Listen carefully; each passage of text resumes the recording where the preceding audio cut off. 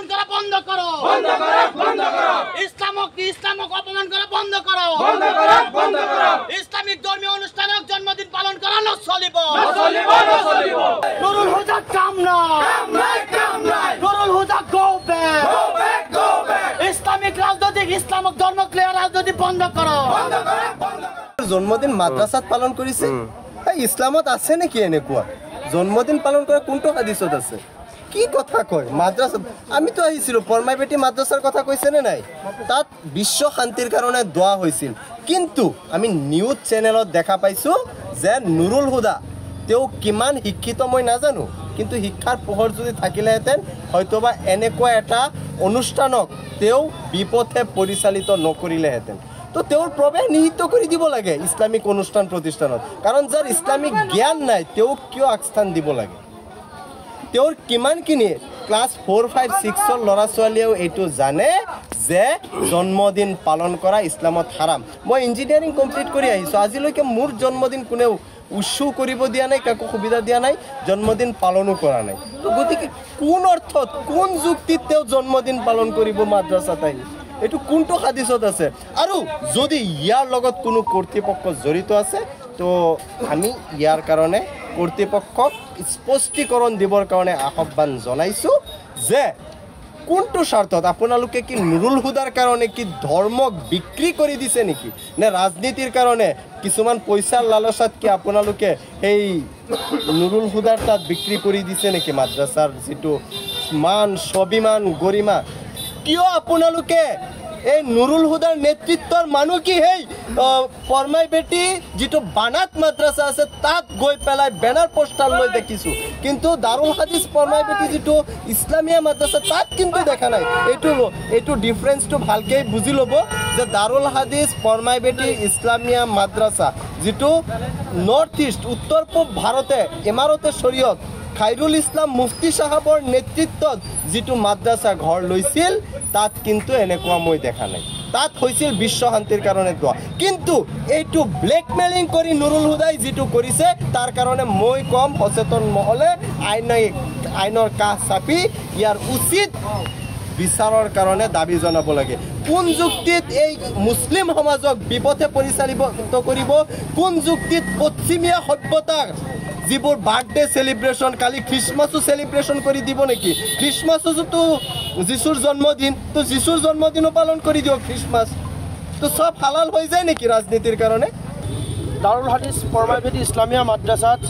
বিশ্ব শান্তিৰ কাৰণে তেওঁলোকে দোয়া অনুষ্ঠান পাতিছিল মাদ্ৰাসা কৰ্তৃপক্ষই আৰু আমাক নিমন্ত্ৰণ জনাইছিল নিমন্ত্ৰণ ৰক্ষা কৰি আমি সকলোৱে তাত দলে বলে যোগদান কৰিছিলোঁ আৰু বিশ্ব শান্তিৰ কামনা আমি দোয়া কৰিছিলোঁ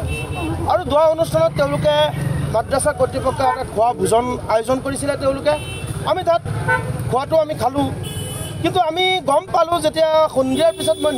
নিউজত চালোঁ তেওঁলোকে সন্মানীয় সাংসদ গৌৰৱ গগৈ ডাঙৰীয়া বোলে আপোনাৰ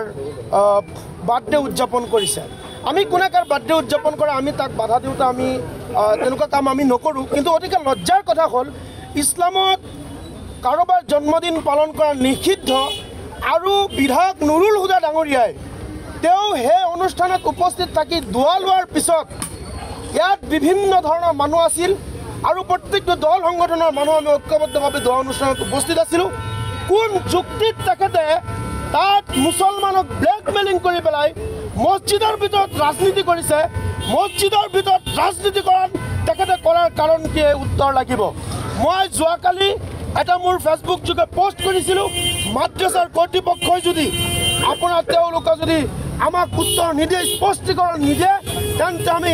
সংবাদ মেল পাতিবলৈ বাধ্য হ'ম কিন্তু অতিকে দুখৰ কথা মাদ্ৰাসাৰ কৰ্তৃপক্ষৰ ভিতৰত তেওঁলোকৰ ভিতৰত যে ৰাজনৈতিক ব্যক্তি সোমাই কংগ্ৰেছে আমাৰ প্ৰাণপ্ৰিয় মাদ্ৰাসাক তেওঁলোকে গ্ৰাস কৰিছে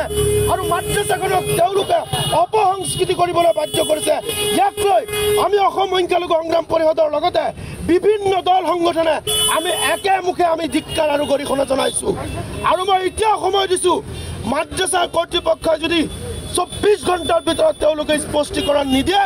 তেন্তে আমি ৰাজহুৱাভাৱে আমি ৰাইজক আহ্বান জনাম যে কোনো এজন ব্যক্তিয়ে যাতে এই ফৰমাই বেটি মাদ্ৰাসাত দান বৰঙণি আগ নবঢ়ায় কাৰণ ইয়াত বিধায়ক নুৰুল হুদাৰ টকাৰে কিন্তু মাদ্ৰাসা নচলে আজি অতিকে লাজৰ কথা আজি য'ত নেকি মাদ্ৰাসাত ধৰ্মৰ শিক্ষা দিয়া হয় ধৰ্মীয় অনুষ্ঠানবোৰ হৈছে ৰাজনীতিৰ ঊৰ্ধত আৰু সেই ধৰ্মীয় অনুষ্ঠানবোৰত কোন যুক্তিত কংগ্ৰেছৰ চালাচা মুণ্ডা আৰু বিধায়ক নুৰুল হুদা ডাঙৰীয়া তাত গৈ পেলাই ৰাজনীতি কৰিছে ইয়াৰ উত্তৰ আমাক লাগিবই 2026 চনৰ কাৰণে তেওঁলোকে যুঁজা চলাই মছজিদ মাদ্ৰাসাত সোমাই তেওঁলোকে ৰাজনীতি কৰিছে কিন্তু 5 বছৰত কেইদিন গৌৰৱ গগৈ ডাঙৰীয়াৰ তেওঁলোকে জন্মদিন পালন কৰিছে বিগত 5 বছৰত আমি জন্মদিন পালন কৰা দেখা নাই কিন্তু ডিলিমিটেশ্যন হোৱাৰ পিছত বিভিন্ন ঠায়ে ঠায়ে বহুত বিধায়কক তেওঁলোকক দেখা পাইছোঁ সোমাই মছজিদ মাদ্ৰাসাত গৈ পেলাই ৰাজনীতি কৰিছে আমাৰ সংখ্যালঘু ধৰ্মীয় মুছলমান মানুহখিনিক তেওঁলোকে ব্লেকমেইল কৰিছে মুছলমানক কালি মাদ্ৰাসাত সোমাই বিধায়ক নুৰুল হুদা কংগ্ৰেছে ব্লেকমেইল কৰিছে এই ব্লেকমেইলৰ প্ৰতি উত্তৰ আমি ৰাজপথ অৱৰোধ কৰি পেলাই কৰিম আমি ধৰ্মীয় অনুষ্ঠানবোৰ কোনো এটা ৰাজনীতি দলৰ হাতত বিক্ৰী হ'ব এখন বেনাৰৰ প্ৰসংগ আহিছে বেনাৰখনত পৰমাভেটি মাদ্ৰাসা তেওঁলোকে পৰমাভেটি মাদ্ৰাসা উল্লেখ কৰিছে কিছু চেলাচা মুণ্ডা কংগ্ৰেছৰ ব্যক্তিসকলে মোক কিন্তু ভয় ভাবুকি দিছে মই কিয় পোষ্ট কৰিছোঁ আমি স্পষ্ট ভাষাত স্পষ্ট চকুৰে আমি খোলা চকুৰে দেখা পাইছোঁ পৰমাভেটি মাদ্ৰাসা বুলি তাত লিখা আছে আৰু কোন এটা দালাল কিবা জামাতে উলামানা কিবা এটা দালাল সংগঠন এই নুৰুল হুদাৰ পকেটত থকা সংগঠনটোৱে তেওঁলোকে প্ৰেছ মিট পাতি তেওঁলোকৰ লগত সংগ দি মানুহৰ পৰা প্ৰত্যেকটো আপোনাৰ পঞ্চায়তৰ পৰা 5,000 10,000কে কালেকশ্যন কৰিছে কৰি পেলাই সাংসদ গৌৰৱ গগৈ ডাঙৰীয়াৰ জন্মদিন পালন কৰিছে তেওঁলোকে কৰক আমি সমৰ্থন জনাম কিন্তু মছজিদ মাদ্ৰাসাত কিয় জন্মদিন পালন কৰিব ইয়াত ইছলামে সম্পূৰ্ণ নিষিদ্ধ কৰিছে যদি কোনোবা নিষিদ্ধ ঠাইত মুছলমানৰ আঘাত অনুভূতিৰ মাজত কোনোবাই আঘাত কৰে তাৰ প্ৰতি উত্তৰ আমি সংখ্যালঘু সংগ্ৰাম পৰিষদ বিভিন্ন দল সংগঠন আমি দিবলৈ আপুনি বিচৰা বাতৰি পাব কেৱল নিউজ 18 এপত নিউজ 18 এপ ডাউনলোড কৰিবলৈ স্ক্যান কৰক এই QR কোড